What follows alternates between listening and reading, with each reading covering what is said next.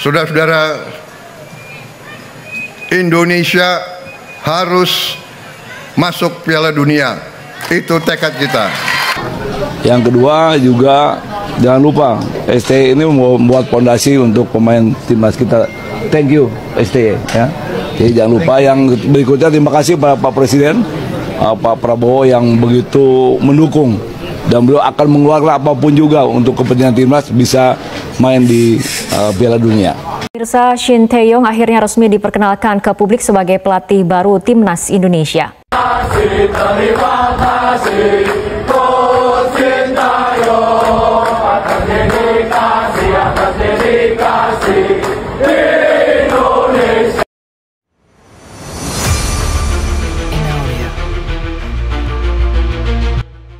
Hai semuanya, selamat datang di channel YouTube Garuda IDN. Berikut ini ada kumpulan berita timnas terbaru nih, diantaranya sebagai berikut.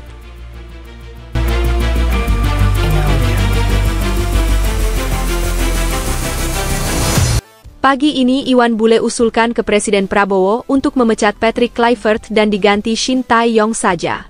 Iwan Bule sebut STY ini adalah pelatih timnas yang membentuk pondasi selama 5 tahun lamanya. Iwan Bule menyebutkan mengganti pelatih sama saja memulai dari nol sehingga STY harus dipanggil lagi. Kontrak Nova Arianto diperpanjang meski tumbang 0-1 lawan Makedonia U17. Erick Thohir sebut lolos Piala Dunia U17 udah cukup bagus. Erick tak mau lagi dengerin omongan pemuja lokal Pride untuk mengganti Nova Arianto. Erick Thohir sadar ganti pelatih sama saja memulai dari nol lagi dan kontrak Nova Arianto akan diperpanjang 10 tahun lagi. Namun sebelum lanjut ke pembahasannya, alangkah baiknya untuk tekan tombol like dan subscribe-nya ya guys. Jika sudah, mari kita lanjut.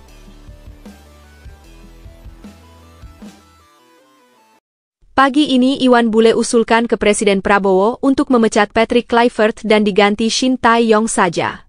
Iwan Bule sebut STY ini adalah pelatih timnas yang membentuk pondasi selama 5 tahun lamanya. Iwan Bule menyebutkan mengganti pelatih sama saja memulai dari nol sehingga STY harus dipanggil lagi. Timnas Indonesia senior tengah bersiap menghadapi 2 pertandingan paling krusial dalam sejarah perjalanan mereka. Pada tanggal 9 dan 12 Oktober 2025, skuad Garuda akan berhadapan dengan Arab Saudi serta Irak, 2 tim kuat yang memiliki prestasi di kancah internasional. Pertandingan itu akan menjadi penentu apakah Indonesia mampu menjaga asa menuju Piala Dunia 2026 atau harus mengubur mimpi. Materi pemain sebenarnya sudah lengkap. PSSI menyatakan tidak ada rencana penambahan lagi karena tim sudah terisi dengan deretan bintang lokal dan naturalisasi. Dari lini belakang yang dihuni bek tangguh, gelandang berpengalaman, hingga penyerang tajam, semua tampak siap. Namun, permasalahan justru datang dari bangku pelatih.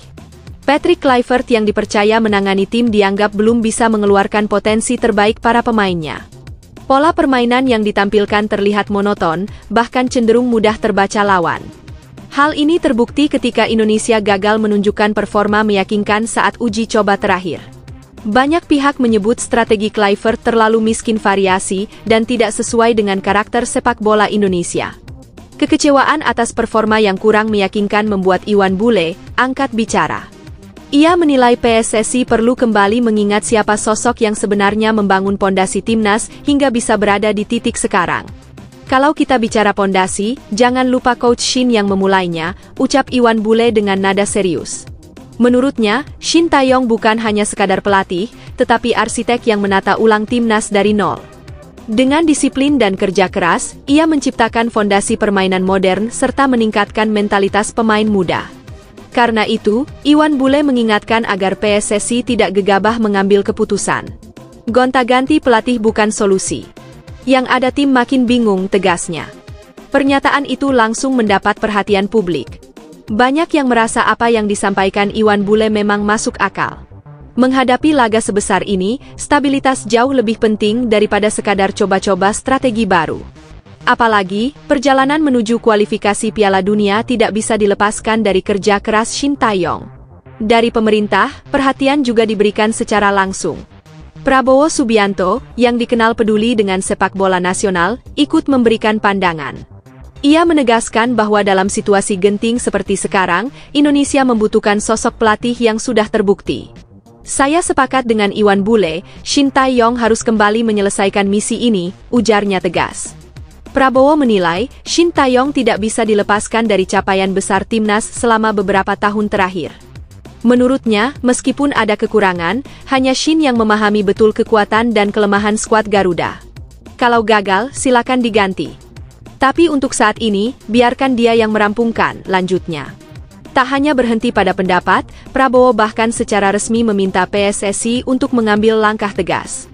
Ia mendorong federasi segera memutuskan nasib Kluivert dan memanggil kembali Shin Tae-yong agar bisa langsung memimpin persiapan menjelang laga penting Oktober nanti. Lebih baik cepat daripada terlambat, tegas Prabowo. Ucapan ini menjadi tekanan tambahan bagi PSSI. Apa yang diungkapkan Iwan Bule sejatinya ada benarnya. Sejak pertama kali datang ke Indonesia, Shin Tae-yong sudah membuktikan kemampuannya. Ia bukan hanya membawa hasil instan, tetapi juga merancang pondasi jangka panjang. Indonesia tidak mungkin bisa menembus semifinal Piala Asia atau lolos ke fase berikutnya dalam kualifikasi Piala Dunia tanpa kontribusi besar dari tangan dinginnya. Lebih dari sekadar prestasi, Shin berhasil memotong generasi dengan berani. Ia berani menyingkirkan pemain lama yang tidak lagi kompetitif dan memberikan kesempatan luas kepada talenta muda. Nama-nama seperti Rizky Ridho dan Marcelino Ferdinand lahir dari kepercayaan yang diberikan Shin.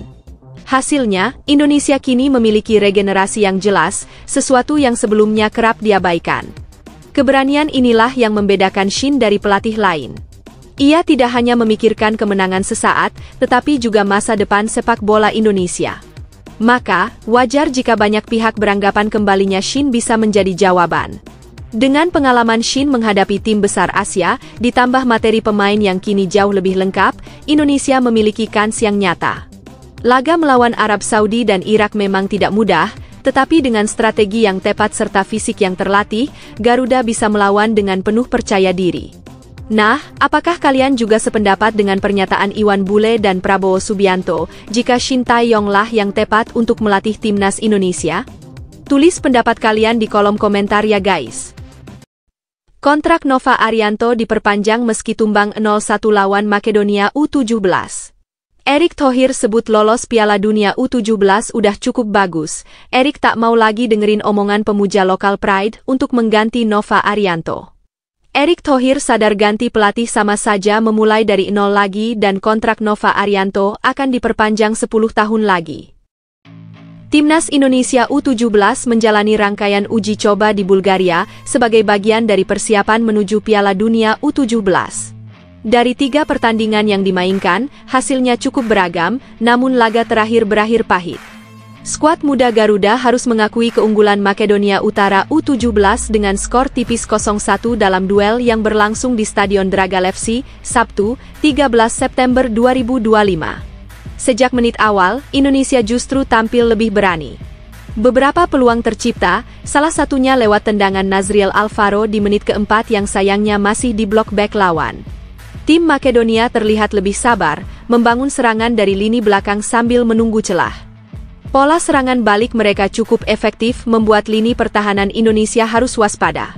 Petaka hadir di menit ke-30 ketika kesalahan koordinasi di lini belakang dimanfaatkan lawan. Ivan Tanchev berhasil mencuri bola hasil umpan yang keliru, kemudian dengan tenang menaklukkan kiper Indonesia. Gol tunggal itu bertahan hingga peluit panjang berbunyi. Kekalahan ini menjadi catatan penting, terutama soal konsentrasi dan efektivitas di lini serang, meski secara permainan Indonesia tak kalah dominan.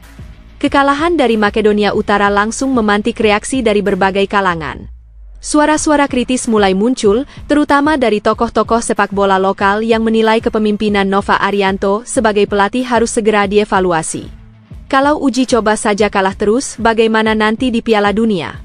Begitu komentar yang terdengar di media sosial. Beberapa bahkan secara terbuka menyerukan agar Nova segera diturunkan dari jabatannya. Menurut mereka, gaya bermain tim U17 belum menunjukkan perkembangan signifikan. Meski punya talenta-talenta muda berbakat, strategi yang diterapkan dianggap kurang efektif menghadapi lawan dengan pertahanan rapat. Namun, PSSI memilih untuk tidak menggubris kritik tersebut. Federasi menegaskan bahwa kontrak Nova Arianto tetap berjalan sesuai kesepakatan awal. PSSI beranggapan bahwa memutus kontrak di tengah persiapan justru bisa mengganggu stabilitas tim. Yang dibutuhkan pemain saat ini adalah kontinuitas, bukan kegaduhan, kata salah satu anggota PSSI. Keputusan itu menimbulkan pro kontra. Sebagian publik kecewa karena menganggap kritik dari para pemuka lokal tidak digubris. Ketua Umum PSSI, Erick Thohir, akhirnya memberikan penjelasan soal mengapa Nova Arianto tetap dipertahankan. Ia menekankan bahwa pencapaian Indonesia lolos ke Piala Dunia U17 sendiri sudah merupakan sebuah prestasi berharga. Menurut Erick, walau format kualifikasi kini berbeda dibandingkan sebelumnya, tetap saja tiket yang diperoleh tidak boleh dipandang sebelah mata. Erick mengingatkan, dahulu untuk bisa lolos ke Piala Dunia U17, sebuah tim harus menjadi juara grup atau menembus posisi teratas di ajang kualifikasi AFC. Namun, kini dengan adanya kuota tambahan bagi runner-up, Indonesia mampu memanfaatkan peluang itu dengan baik. Lolos adalah lolos. Tidak ada yang bisa menghapus catatan sejarah tersebut, tegas Erick. Karena alasan itu, bukannya memutus kontrak, PSSI justru memperpanjang masa kerja Nova. Erick percaya bahwa konsistensi kepelatihan sangat penting bagi perkembangan pemain muda. Kalau setiap kali ada masalah kecil lalu pelatih diganti, kapan kita bisa membangun pondasi jangka panjang? Ujarnya. Langkah memperpanjang kontrak ini sekaligus menjadi sinyal kepercayaan penuh kepada Nova. Erick menginginkan agar fokus tim tidak lagi terganggu oleh isu pergantian pelatih. Ada fakta menarik yang membuat perjalanan timnas U17 semakin istimewa. Indonesia tercatat sebagai satu-satunya wakil dari Asia Tenggara yang berhasil menembus Piala Dunia U17. Sementara itu, negara-negara tetangga seperti Malaysia, Vietnam, dan Thailand harus puas tersingkir lebih awal.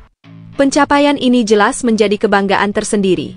Bayangkan, di saat negara-negara yang dianggap kuat di kawasan tidak mampu menembus panggung dunia, Indonesia justru berhasil membawa bendera ASEAN ke turnamen bergengsi itu. Banyak pihak menilai keberhasilan ini bisa menjadi momentum kebangkitan sepak bola Indonesia di level usia muda. Meski lolos dengan jalur runner-up, peluang untuk membuat kejutan tetap terbuka. Justru pengalaman melawan tim-tim tangguh akan menjadi pelajaran berharga bagi perkembangan pemain muda. Kehadiran Indonesia di Piala Dunia U17 akhirnya bukan hanya soal prestasi, tetapi juga simbol representasi Asia Tenggara. Lantas, bagaimana pendapat kalian tentang performa timnas Indonesia U17 di bawah kepelatihan Nova Arianto? Tulis di kolom komentar ya guys. Garuda Muda tersingkir tragis di kualifikasi Piala Asia U23 2026, Vandenberg jadi sorotan pedas. Publik bandingkan kegagalan ini dengan sukses era Shin Tae-yong yang pernah guncang Asia. Tuntas sudah perjalanan Garuda Muda di kualifikasi Piala Asia U23 2026. Asa untuk melangkah lebih jauh terhenti di Stadion Gelora Delta, Sidoarjo, Selasa malam, tanggal 9 September tahun 2025. Timnas Indonesia U23 yang dipimpin Gerald Vandenberg harus tunduk tipis 0-1 dari Korea Selatan U23. Gol cepat Wang Do-yun pada menit ke-6 jadi pembeda yang menyakitkan. Kekalahan ini mempertegas bahwa performa Garuda Muda di bawah arahan Vandenberg masih jauh dari harapan.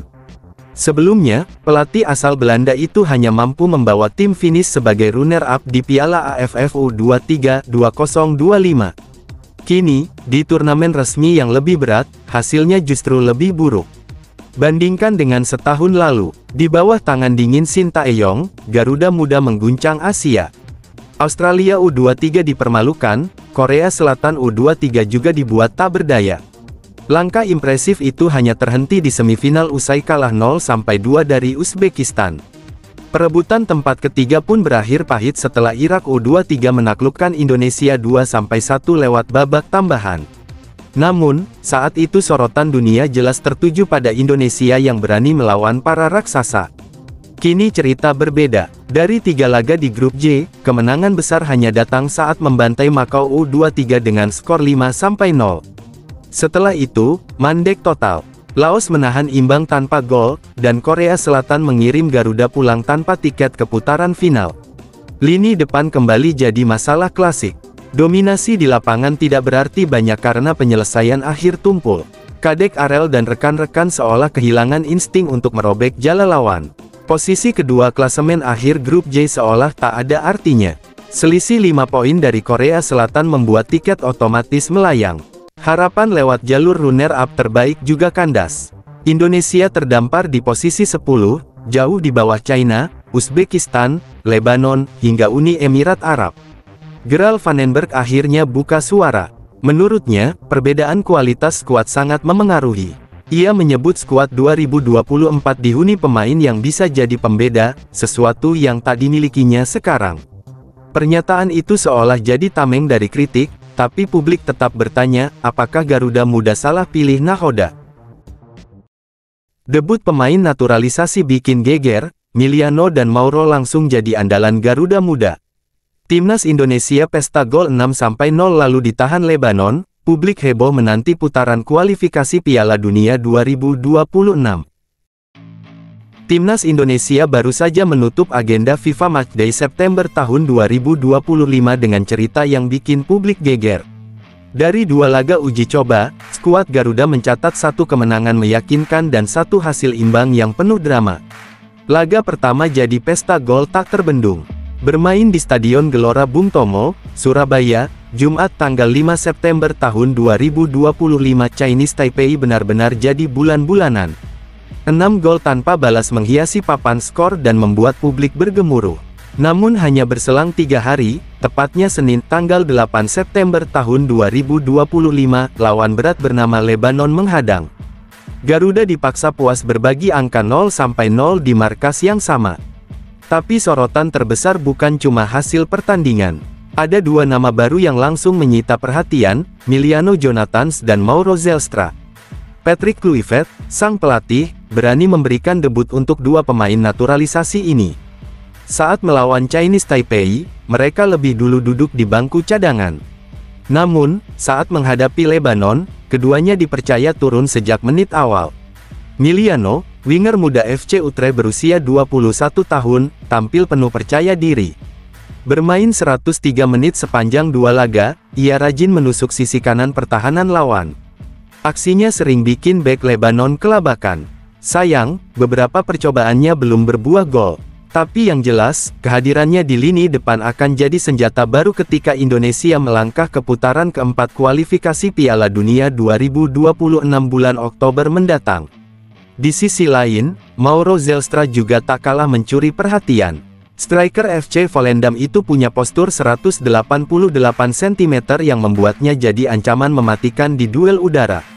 Bermain total 85 menit, Mauro bahkan hampir mencetak gol lewat sundulan. Sayang, wasit menganulirnya karena dianggap melanggar kiper Chinese Taipei, Huang Chiulin, pada menit ke-70. Meski gol perdana batal tercipta, Mauro tetap menunjukkan insting tajamnya. Penempatan posisinya berulang kali membuat lini belakang lawan kerepotan. Tak heran, ia diprediksi bisa jadi pengganti ideal oleh Romeni yang berpeluang absen di kualifikasi nanti. 2 laga ini jelas bukan sekadar uji coba biasa. Mereka adalah panggung pembuktian bagi wajah-wajah baru Garuda. Publik kini hanya menunggu, seberapa garang Miliano dan Mauro ketika giliran duel hidup mati di kualifikasi Piala Dunia 2026 benar-benar dimulai. Erick Thohir resmi umumkan naturalisasi pemain Timnas Indonesia ditutup. Mauro Zelstra dan Miliano Jonathans jadi potongan terakhir puzzle Garuda di kualifikasi Piala Dunia 2026. Erick Thohir akhirnya angkat suara keras, tak ada lagi proses naturalisasi untuk Timnas Indonesia. Pernyataan ini keluar setelah 2 nama anyar, Mauro Zelstra dan Miliano Jonathans, resmi masuk ke dalam skuad Garuda. Keduanya jadi potongan terakhir dari puzzle panjang naturalisasi pemain keturunan yang selama ini ramai diperbincangkan. Zelstra dan Miliano bukan pemain sembarangan. Keduanya membawa darah Indonesia dari jalur kakek nenek, dan kini sudah sah mengenakan lambang Garuda di dada. Dengan tambahan mereka, PSSI memastikan Timnas punya kedalaman skuad yang lebih kokoh, mulai dari lini pertahanan, lini tengah, sampai sektor depan yang siap menggempur lawan di putaran keempat kualifikasi Piala Dunia 2026. Tapi tunggu dulu, bukan cuma mereka yang jadi sorotan. Nama lain seperti Adrian Wibowo juga ikut mencuri perhatian. Pemain berusia 22 tahun ini lahir dari keluarga asal Surabaya yang merantau ke Amerika Serikat. Kini, ia resmi debut bersama Garuda, dan jelas menjadi salah satu simbol nyata keberhasilan proyek diaspora yang sudah digarap sejak lama. Erick Thohir sendiri terlihat puas. Ia menegaskan, dengan susunan skuad sekarang, Indonesia sudah punya kombinasi yang komplet. Para pemain diaspora tersebar di liga top dunia, lalu dipadukan dengan bakat lokal yang ditempa di Liga Super. Menurutnya, inilah formula emas yang akan mengangkat level permainan Garuda ke panggung lebih tinggi. Lihat saja, ada Marten Paes dan Adrian Wibowo dari Amerika Serikat, lalu Jay Ize serta Emil Audero Mulyadi yang berkiprah di Serie A Italia. Ditambah pemain keturunan Belanda dan Spanyol, semuanya bersatu di bawah bendera merah putih.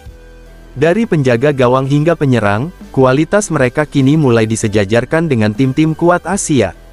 Publik pun mulai bertanya-tanya, apakah ini akhir dari perdebatan panjang soal naturalisasi? Erick menjawab tegas, ya, proyek ini sudah selesai. Fokus utama sekarang adalah menatap kualifikasi Piala Dunia 2026, di mana Garuda akan berhadapan dengan lawan-lawan berat dari Timur Tengah hingga Asia Timur. Langkah berani Erick ini jelas mengundang reaksi. Ada yang mendukung penuh, ada juga yang masih meragukan. Namun satu hal pasti, timnas Indonesia kini punya wajah baru yang lebih segar, lebih berani, dan siap menggebrak di level internasional. Irak makin ganas usai hajar Hong Kong dan Thailand, peta persaingan kualifikasi Piala Dunia 2026 membara. Arab Saudi pilih tur Eropa sementara Indonesia siap ledakan lini serang di Oktober. Siapa sangka Irak justru jadi tim paling menakutkan usai menutup September dengan 2 kemenangan beruntun. Hong Kong mereka libas 2-1, lalu Thailand pun tumbang 0-1 di ajang Kings Cup. Catatan ini membuat skuad singa Mesopotamia penuh percaya diri menghadapi laga Oktober mendatang, termasuk saat bentrok dengan timnas Indonesia. Konsistensi mereka jelas mengirim sinyal bahaya bagi siapapun yang ada satu grup. Namun, Arab Saudi memilih jalur berbeda dalam persiapan. Mereka sama sekali tidak tertarik menjajal tim Asia Tenggara, apalagi menghadapi Indonesia di uji coba. Sebaliknya, Green Falcons justru terbang ke Eropa untuk mencari lawan kelas berat. Makedonia Utara mereka taklukkan 2-1, lalu ditahan imbang 1-1 oleh Republik Ceko. Hasil ini menegaskan bahwa meski tidak menyapu bersih, Saudi tetap menjaga aura tim papan atas Asia yang sulit ditaklukkan. Di sisi lain, perjalanan timnas Indonesia di bulan September penuh drama. Awalnya dijadwalkan berduel dengan Kuwait, namun laga itu batal. Taiwan masuk sebagai pengganti mendadak, dan hasilnya Garuda menggila dengan kemenangan telak 5-0 di Surabaya. Sayangnya, ketika melawan Lebanon, finishing lini depan belum maksimal sehingga skor akhir hanya 0-0 meski dominasi terlihat jelas sepanjang laga. Kalau melihat data terkini, Irak bisa dibilang paling stabil. 2 kemenangan tanpa kebobolan besar adalah modal berharga. Arab Saudi berada di level aman dengan 1 kemenangan plus 1 hasil imbang melawan tim-tim Eropa. Sedangkan Indonesia, meski masih punya catatan belum kalah, tetap perlu membenahi penyelesaian akhir agar tidak membuang peluang emas. Yang jelas, persaingan di babak keempat kualifikasi Piala Dunia 2026 akan jauh lebih gila dari sebelumnya. Irak muncul sebagai kuda hitam dengan performa tajam, Arab Saudi tetap bertahan sebagai raksasa Asia, dan timnas Indonesia punya kejutan tersendiri berkat lini serang yang bisa meledak kapan saja. Oktober nanti bakal jadi panggung penentuan, siapa yang benar-benar siap, dan siapa yang akan terpeleset di jalur menuju Piala Dunia 2026. Kapten Timnas Indonesia Jay Ize belak-belakan soal dominasi pemain muda. Garuda ditantang buktikan diri di neraka ronde 4 kualifikasi Piala Dunia 2026. Timnas Indonesia kembali jadi sorotan panas. Sang kapten, Jay Ize, belak-belakan menyebut skuad Garuda saat ini dipenuhi pemain muda. Katanya, darah segar memang penting, tapi jangan sampai jadi alasan untuk tampil lembek. Fokus utama harus jelas, menang di ronde 4 kualifikasi Piala Dunia 2026. 2 laga uji coba di Surabaya sempat memunculkan rasa bangga sekaligus kecewa. Lawan pertama, Taiwan, digas habis-habisan dengan skor telak 6-0 di Stadion Gelora Bung Tomo, Jumat tanggal 5 September tahun 2025.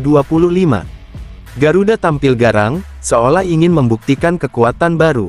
Tapi ketika Senin tanggal 8 September tahun 2025, jumpa Lebanon, semuanya berubah. Timnas hanya sanggup main imbang 0-0. Lebih parah lagi, tidak ada satupun tembakan tepat sasaran. Bayangkan, Kevin Dixches terus menekan, tapi serangan selalu mentok dan mati gaya. Awalnya, lawan yang dijadwalkan adalah Kuwait. Sayang, mereka mundur di menit-menit akhir dan diganti Taiwan. Tentu level berbeda jauh. Wajar jika kemenangan telak kontra Taiwan dianggap belum cukup sebagai tolok ukur. Laga melawan Lebanon justru memperlihatkan kelemahan yang nyata. Sekarang ancaman besar menanti di depan mata. Ronde 4 kualifikasi Piala Dunia 2026 akan mempertemukan Garuda dengan dua monster Asia, Arab Saudi dan Irak. Nama pertama tentu masih segar diingatan. Arab Saudi pernah dibuat kocar-kacir, dipaksa imbang 1-1 di Riyadh, bahkan dipermalukan 2-0 di Jakarta. Prestasi langka itu jelas jadi bahan bakar semangat. Namun Irak adalah mimpi buruk yang belum bisa dihapus. 3 kali jumpa sejak 2023, 3 kali pula Indonesia dibuat tak berdaya. Mulai dari digilas 5-1 di Basra, dihajar 3-0 di Doha saat Piala Asia 2023, hingga terakhir dipukul 2-0 di Jakarta. Rekor kelam ini jadi alarm keras untuk Patrick Kluivert dan anak asuhnya. Jay Ize tahu betul betapa beratnya tantangan ini. Ia menilai laga uji coba kemarin bukan sekadar formalitas, tapi cermin kelemahan yang harus segera ditambal. Pertahanan solid sudah bagus, tapi penyelesaian akhir bagaikan luka yang terus menganga. Jika masalah ini tidak dibereskan, jangan harap bisa mengulang kejutan atas Arab Saudi, apalagi menaklukkan Irak yang selalu jadi batu sandungan. Satu hal pasti, ronde 4 bukan ajang coba-coba. Ini adalah pertaruhan harga diri, kesempatan emas untuk membuktikan bahwa Garuda bukan sekadar penggembira di pentas dunia.